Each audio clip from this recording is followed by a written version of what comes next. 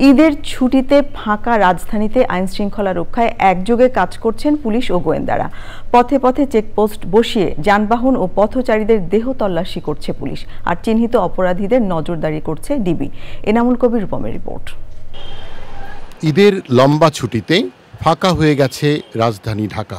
বাসাবাড়িতে চুরি ঠেকাতে তাই নিরাপত্তা কর্মীদের সতর্ক করা ছাড়াও টহল বাড়িয়েছে পুলিশ। পথে পথে চেকপোস্ট বসিয়ে চলছে তল্লাশি। শুধু ঢাকার তেজগাঁও অপরাধ বিভাগেই বসানো হয়েছে অন্তত ৬টি চেকপোস্ট।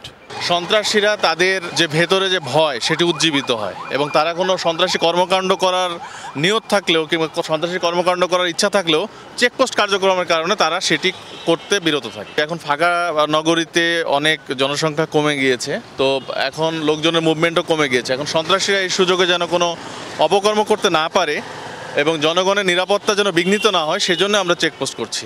আইন শৃঙ্খলার উন্নয়নে একসাথে কাজ করছে গোয়েন্দারা। বিভিন্ন জায়গায় অলরেডি সিভিল ডিউটি দেওয়া আছে। চিহ্নিত সন্ত্রাসী চাঁদাবাজ যারা আছে, তাছাড়াও আমরা যারা নব্য সন্ত্রাস চাঁদাবাজ যাদের আছে তাদের ব্যাপারেও আমরা খোঁজখবর নিচ্ছি এবং তারা আমাদের নজরদারির মধ্যে আছে। যে কোনো প্রয়োজনে নগরবাসীকে পুলিশের সহায়তা নিতে বলেছে DMP. Enamul Kabir Rupam, channel I, Dhaka.